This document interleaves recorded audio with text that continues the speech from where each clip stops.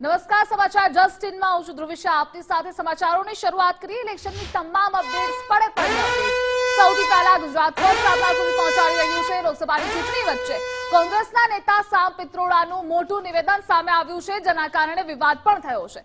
સંપત્તિ વહેંચણી મુદ્દે પીએમ મોદીના હુમલા વચ્ચે સામ પિત્રોડાનું આ નિવેદન. કોંગ્રેસના નેતા સામ પિત્રોડાએ વારસાગત ટેક્સનો રાગ છેડ્યો છે. અમેરિકાની જેમ ભારતમાં પણ વારસાગત ટેક્સ લાગવો જોઈએ. અમેરિકામાં 10 અબજની સંપત્તિ હોય તો મૃત્યુ બાદ 55% સરકારમાં જાય છે. 10 અબજની સંપત્તિમાંથી 45% સંપત્તિ જ તેના બાળકને મળે છે અને આ કાયદાથી જેમની પાસે વધુ સંપત્તિ છે તે જનતાને આપવી પડે છે. આ ખૂબ જ રોચક કાયદો છે જે મને ખૂબ ગમે છે. આ નિવેદન સામે આવ્યું છે સામ પિત્રોડાનું, જેના કારણે વિવાદ થયો છે. જોકે તેને લઈ ભાજપ પણ પ્રહારો કરી રહી છે કે કોંગ્રેસ એ વહેંચી દેશે. જોકે આ કાયદો વારસાગત ટેક્સને લઈને છે, જે અમેરિકામાં લાગુ થયેલો છે. 10 અબજની સંપત્તિમાંથી 45% સંપત્તિ જ તેના બાળકને મળે છે. તો અમેરિકામાં 10 અબજની સંપત્તિ હોય, મૃત્યુ બાદ 55% સરકારમાં જાય છે. વારસાગત ટેક્સ એ ભારતમાં પણ લાગુ કરવો જોઈએ. સામ પિત્રોડાનું આ નિવેદન સામે આવ્યું છે, જેના કારણે વિવાદ વધ્યો છે. આ કાયદાથી જેમની પાસે વધુ સંપત્તિ છે તે જનતાને આપવી પડે છે. આ ખૂબ જ રોચક કાયદો છે જે મને ખૂબ ગમે છે. આ નિવેદન સામે આવ્યું છે સામ પિત્રોડાનું, જેના કારણે ફરી એકવાર વિવાદ થયો છે. ભારતીય જનતા પાર્ટી દ્વારા પણ પ્રહારો કરવામાં આવી રહ્યા છે આ કાયદાને લઈ. એક તરફ ચૂંટણી આવી રહી છે, સમયે તેમનું આ નિવેદન વારસાગત ટેક્સને લઈ સામે આવ્યું છે.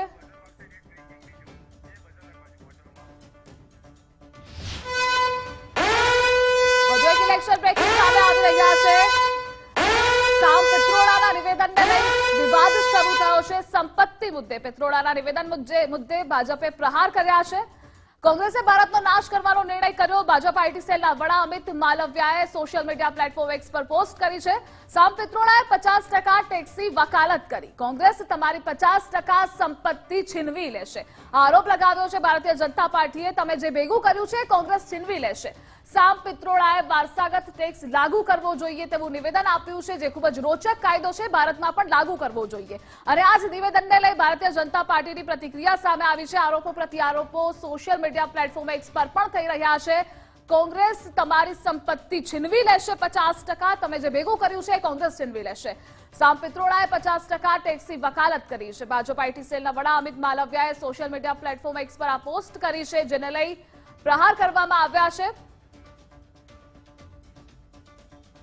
જોકે ભારતમાં જો કોઈ સંપત્તિ 10 અબજ છે તે મૃત્યુ પામે છે, તેના બાળકને 10 અબજ મળે છે અને જનતાને કંઈ નથી મળતું. તેથી લોકોએ આવા મુદ્દાઓ પર ચર્ચા અને વિચારણા કરવી પડશે. મને ખબર નથી કે અંતે શું નિષ્કર્ષ આવશે, પરંતુ જ્યારે આપણે સંપત્તિના પુનઃ વિતરણની વાત કરીએ છીએ ત્યારે આપણે નવી નીતિઓ અને નવા કાર્યક્રમો વિશે વાત કરીએ છીએ જે લોકોના હિતમાં છે અને માત્ર અતિ શ્રીમંતોના હિતમાં નથી. આ નિવેદન સામે આવ્યું છે સામ પિત્રોડાનું, જેને લઈ અમિત માલવિયાએ એક્સ પર પોસ્ટ કરી છે, પ્રહારો કર્યા છે. જો કે આખરે આ કાયદો શું છે, વારસાગત ટેક્સ શું છે તે પણ અમે આપને જણાવી રહ્યા છીએ. યુએસમાં વારસાગત કર છે.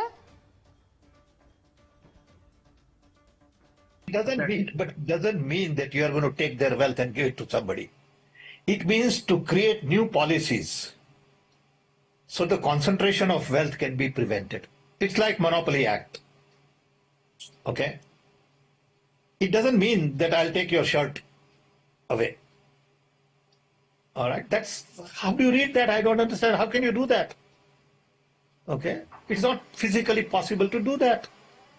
But you can say the future policies would be such that this particular group cannot be into everything. There is a Monopoly Act in America also.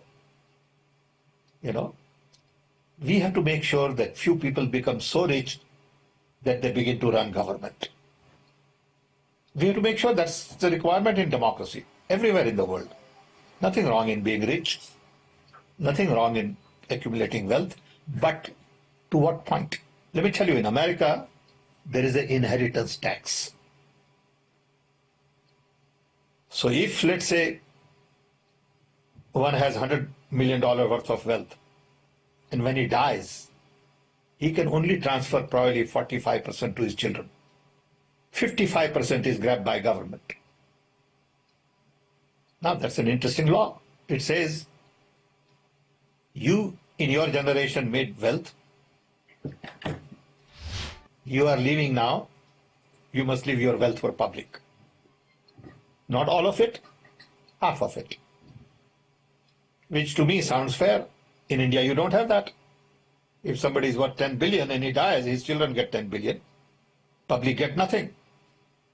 And law says you get half of it, public gets half of it. So these are the kind of issues people will have to debate, discuss.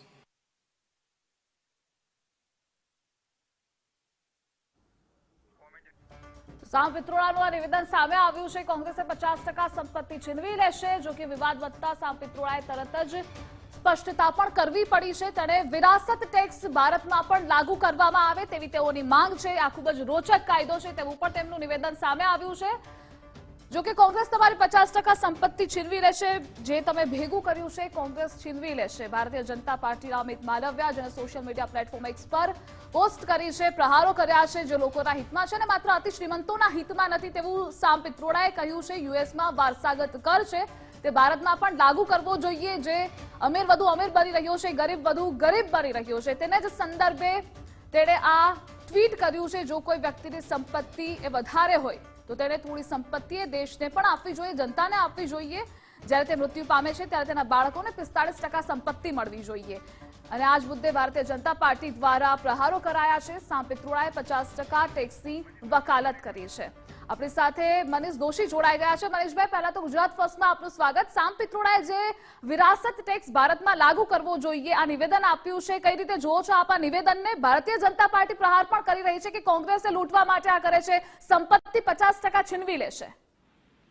સૌથી પહેલા તો સમગ્ર બાબત આપણા ખુદના જ સામ પિત્રોડાનું ખુદનું tweet જુઓ. સંપૂર્ણપણે તેમની વાતને તોડી મરોડી લગાય. ખુદ સામ પિત્રોડા પોતે કીધેલું છે, આંતરરાષ્ટ્રીય ટેકનોક્રેટ છે. આ દેશની અંદર ટેકનોલોજીના માધ્યમથી, ટેલિકોમ માધ્યમ, ઇન્ફોર્મેશન ટેકનોલોજીથી આ દેશમાં પરિવર્તન લાવવાના મુખ્ય કરતા હતા પૈકીના એક સામ પિત્રોડા હતા. સામ પિત્રોડાએ જે પોતે વાત કરી છે એ વાતે એમની ઇન્ડિવિજ્યુઅલ પોતાની વાત છે, કોંગ્રેસ પક્ષની વાત કરી. એમને તો પોતે વાત રજૂ કરી છે. કોઈ ઇન્ટરવ્યુમાં એને પણ તોડી મરોડી ગઈ, કારણ કે ભાજપ આગળ નથી નીતિ, નથી નિયત. ભાજપે પોતે આ દેશમાં 10 વર્ષની અંદર લૂંટનો કારોબાર ચલાવ્યો, અસમાનતા વધારી, દેશનો સામાન્ય માણસ ગરીબ વધુ ગરીબ ગયો, મધ્યમ વર્ગ ગરીબીમાં ધકેલાઈ ગયો અને દેશની અંદર અન્યાય કાળ આખો ચાલ્યો છે. 10 વર્ષમાં અસમાનતા વધી. હું નથી કહેતો, ઓક્સફેમનો રિપોર્ટ કે જે ગુજરાત ફર્સ્ટ સહિતના માધ્યમે ચલાવ્યો કે 1% લોકો આગળ 70% સંપત્તિના માલિકો છે. આ અસમાનતા વિશે ચર્ચા કરવાની કોઈને તક નથી. એની વાત નહીં કરે. મોંઘવારી વધી ગઈ એની વાત નહીં કરે. બેરોજગારી વધી ગઈ, 45 વર્ષમાં સૌથી ઊંચો બેરોજગારી દર એની વાત નહીં કરે. 35 વર્ષમાં સૌથી ઊંચી મોંઘવારી દર. ગુજરાત જેવું ગતિશીલ ને પ્રગતિશીલ રાજ્યમાં દર મહિને એક પરિવાર આર્થિક સંક્રમણના કારણે સામૂહિક આત્મહત્યા કરે. શું આ વિચારવાનો મુદ્દો નથી? ત્યાં ભાજપના પ્રવક્તાને ભાજપની ટ્રોલ આર્મી કઈ ચર્ચા નહીં કરે. સામ પિત્રોડાએ જે વાત કરી અમેરિકાની દ્રષ્ટિએ વાત કરી છે. ભારતનું મોડેલ છે. આ દેશની અંદર આર્થિક ઉદારીકરણથી માંડીને દેશ જયારે આર્થિક મંદીમાં વિશ્વ સફળ હતો ત્યારે ભારતને સક્ષમ નેતૃત્વ ડોક્ટર મનમોહનસિંહ જેવા અર્થશાસ્ત્રી આપ્યું. આજે રૂપિયાનું સતત અવમૂલ્યન થઈને અડવાણીજીની ઉંમરને પાર કરી ગયો છે. ત્યારે એના મુદ્દા ઉપર ભાજપાનો એક પણ નેતા નહીં બોલે. એ કેમ એમ નથી કહેતા કે અછતની વાત કરીને અમે દેશ સાથે છેતરપિંડી કરી? એમ કેમ નહીં કહેતા કે મોંઘવારીના માર્ગથી અમે બચાવીશું? વાત કરીને સત્તામાં આવ્યો આજે મોંઘવારીમાં લોકોને ધકેલી દીધા આખા દેશને. એની વાત નહીં કરે. ખેડૂત બરબાદ થયો, ખેડૂત ખેતીની હિન્દુસ્તાન બરબાદ થઈ રહ્યું છે ભાજપાની નીતિને કારણે. એની વાત નહીં કરે. માલે તું જાય, વધુ માલે તું જાય, મધ્યમ વર્ગ ગરીબીમાં ધકેલાઈ જાય એની વાત નહીં કરે. રૂપિયાનું અવમૂલ્યન એની વાત નહીં કરે. દેશની અંદર નાના ને મધ્યમ વર્ગના ઉદ્યોગો નુકસાન થઈ રહ્યું છે, બંધ થઈ રહ્યા છે મોટા પાયે અને નાનો વેપારી બરબાદ થઈ રહ્યો છે એની વાત નહીં કરે. માત્ર વાત સામ પિત્રોડા બોલ્યા ના આવતી. અમેરિકાની વાત કરી છે. અમેરિકાનું મોડેલ એ અમેરિકાનું મોડેલ છે. ભારત દેશનું મોડેલ હોય, ભારત દેશના મોડેલ આરે વાત નથી કરી. પણ ભાજપ આગળ કોઈ નથી નીતિ, નથી નિયત, મુદ્દો છે નહીં. 10 વર્ષમાં અન્યાયકાળ ચલાવ્યો, માલે તુજા અને ઉદ્યોગોને દેશની સંપત્તિ લૂંટાવી દીધી અને એ કોંગ્રેસ ઉપર આક્ષેપ કરવા નીકળે છે. મને તો ભાજપના નેતાઓ પર માનસિક સ્થિતિ કેવી છે એમની અને કેટલા દુઃખી છે બિચારા. અને સાહેબ સિવાયની કોઈ વાત ન કરી શકનારા માનસિક રીતે મર્યાદા ધરાવનારા લોકો આવી વાત કરે છે. આ વાત એમના માટેની નથી. એમને સમજવા જેવું છે કે આ દેશની અંદર ભારત માટેની નીતિ ભારતના કાર્યક્રમો પ્રમાણે છે. અને આ દેશની અંદર જ્યારે દેશ આઝાદ થયો ત્યારે માત્ર 20 કરોડ લોકો હતા, એને ખાવા માટે અન્ન નહોતું. કોંગ્રેસના નેતૃત્વમાં નીતિ ઘડાણી, ખેડૂતોએ મહેનત કરી, આપણા સાયન્ટિસ્ટોએ નવા બિયારણો બનાવ્યા અને આજે દેશ 140 કરોડનો થયો, જેમાં 55 દેશમાં આપણે એક્સપોર્ટ કરી છે. જ્યારે લાલ ઘઉં ખાતા હતા મજબૂરીમાં, આ દેશમાં સોય નહોતી બનતી, આજે સેટેલાઇટ બને છે. એની વાત નથી કરી. એમને તો માત્ર વિવાદ કર્યો છે ને એમની દુકાન ચલાવી છે. મને એવા માનસિક રીતે તકલીફ ધરાવતા લોકો સાથે મારે વિશેષ નથી કહેવું. સામ પિત્રોડાનું નિવેદન એ એમનું વ્યક્તિગત છે. આ દેશની અંદર અસમાનતાની ખાઈ છે અને દૂર કરવા માટે સૌએ વિચારવાનું છે. એની માટે પરંતુ આ ભારતમાં લાગુ કરવાથી ફાયદો શું થશે એ જણાવો. નહીં, લાગુ કરવાનું કોણે કીધું? પહેલા તો એ સમજ હોવી જોઈએ કે લાગુ કરવાની વાત નથી. અમેરિકાની મોડેલની એમને જે વાત કરી, એમના અંગત મંતવ્ય તરીકે વાત કરી હતી. ત્યાં આ દેશ માટે નીતિ નિર્ધારણ, ભારત દેશની નીતિ નિર્ધારણ ભારત દેશમાં થવી છે અને ભારતમાં જે કોઈ નીતિ સમયાંતરે નક્કી થશે ભારત દેશ માટે નક્કી થશે. અમેરિકાની જનસંખ્યા અલગ છે, ભારતની જનસંખ્યા અલગ છે, પણ એટલી વાસ્તવિકતા સમજવાની જોઈએ છે કે છેલ્લા 10 વર્ષની અંદર દેશની અન્યાયકાલ ભાજપાના નેતૃત્વમાં ચાલ્યાના કારણે અસમાનતાની ખાઈ વધી છે. ભૂખમરાના ઇન્ડેક્સમાં આપણે અતિ પછાત થઈ ગયા છીએ.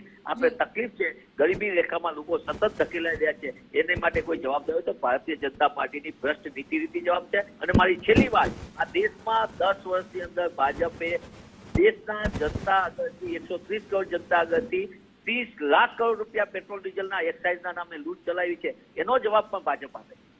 જી મનીષભાઈ, જોડાવા બદલ આપનો આભાર. ભાજપ પ્રવક્તા યમલ વ્યાસ આપણી સાથે જોડાયેલા છે. યમલભાઈ, પહેલા તો ગુજરાત ફર્સ્ટમાં આપનું સ્વાગત. સામ પિત્રોડાએ જે વિરાસત ટેક્સ ભારતમાં લાગુ કરવામાં આવે તેવી માંગ કરી છે, તેને લઈ આપની શું પ્રતિક્રિયા? ભૂતકાળમાં કોંગ્રેસના 50 વર્ષના આઝાદી પછી 1947 થી 1997 સુધી મહદઅંશે કોંગ્રેસનું શાસન હતું અને તે સમયે આ પ્રકારનો કર હતો જેને એસ્ટેટ ડ્યુટી કહેતા હતા. એ કરવેરાના કારણે અને કોંગ્રેસની ભ્રામક નીતિઓના કારણે પરિસ્થિતિ એ આવી હતી કે દેશનો આર્થિક વિકાસ દર જીડીપીનો 1% ને 2% રહેતો હતો અને આખી દુનિયા હિન્દુ રેટ ઓફ ગ્રોથ કહીને ભારતની મજાક કરતી હતી. એનું બીજું પરિણામ એ આવ્યું હતું કે દેશના 60% લોકો ગરીબી રેખાની નીચે જીવતા હતા. એટલે કોંગ્રેસે એની ભૂલ ભરેલી આર્થિક નીતિઓના કારણે દેશનું ખૂબ નુકસાન કર્યું હતું. આ કર ગયો અને બીજી અનેક સુધારા થયા. એના કારણે આજે એવી પરિસ્થિતિ છે, છેલ્લા 10 વર્ષમાં નરેન્દ્રભાઈ મોદી સાહેબની સરકારે જે કામો કર્યા એના પરિણામ સ્વરૂપ જીડીપી વધી છે. ઇન્ફ્લેશન પ્રથમ વખત જે ડોક્ટર મનમોહન સિંહના સમયગાળામાં જે ફુગાવો 12% સુધી પહોંચ્યો હતો અને 8 થી 12%ની વચ્ચે સરેરાશ રહેતો હતો, એ આ ઘટીને 4 થી 6% થયો છે. અને ઇન્ફ્લેશનનું સૌથી વધારે માર ગરીબોને પડતો હોય છે. એટલે ભારતીય જનતા પાર્ટી સરકારે એ પણ ગરીબોની ચિંતા કરી છે. સાથે સાથે કોંગ્રેસના શાસનમાં જે પ્રકારના આવકમાં લીકેજીસ થતા હતા, જે પ્રકારના ખર્ચમાં કૌભાંડો થતા હતા, એના કારણે ગરીબોનું મોટામાં મોટું અહિત થતું હતું. એને બદલે ભારતીય જનતા પાર્ટીની સરકારે ડાયરેક્ટ બેનિફિટ ટ્રાન્સફર કર્યું. આ ડિજિટલ ટેકનોલોજીનો ઉપયોગ કરીને લાભાર્થી સુધી સીધો લાભ પહોંચે તે જોયું. અને આપણે જોયું કે કરવેરાની આવકમાં પણ વધારો થયો છે. અને સાથે સાથે ગરીબોને 80 કરોડ લોકોને મફત અન્ન છેલ્લા 4 વર્ષથી આપવામાં આવી રહ્યું છે. આ બધી જ નીતિઓ અને સાથે સાથે દેશનો વિકાસ પણ થયો છે. રસ્તા પણ બન્યા છે, સ્પેસ ટેકનોલોજી પણ આપણે સ્પેસમાં પહોંચ્યા છીએ અને અનેક પ્રકારના વિકાસના કામો પણ થયા છે. તો જ્યારે દેશમાં સમતોલ વિકાસ કરી શકાતો હોય, જે રીતે અત્યારે હાલ છેલ્લા 10 વર્ષ રેકોર્ડ ઉપરથી આપણે જોઈ શકીએ કે દેશની હાલની આર્થિક નીતિ છે તે પરફેક્ટ છે, ખૂબ સારી છે અને એના આધારે આપણે ખૂબ સારો વિકાસ કરી શક્યા છીએ અને આગળ પણ કરીશું. એટલે આ પ્રકારની ભ્રામક અને જે ભૂતકાળમાં દેશમાં ખરાબ અને નિષ્ફળ પુરવાર થયેલી નીતિઓની ચર્ચા કરી અને કોંગ્રેસ માત્ર હવે પ્રચારના બીજા લોકોનું ધ્યાન બીજે દોરવાના પ્રયત્નો કરી છે, બીજું કાંઈ નથી. સાથે જોડાવા બદલ આપનો આભાર. તો સામ પિત્રોડાનું નિવેદન સામે આવ્યું છે વિરાસત ટેક્સને લઈ કે જે ભારતમાં પણ લાગુ કરવો જોઈએ. અમેરિકામાં ટેક્સ લાગુ થયેલો છે. આ ખૂબ જ રોચક કાયદો છે.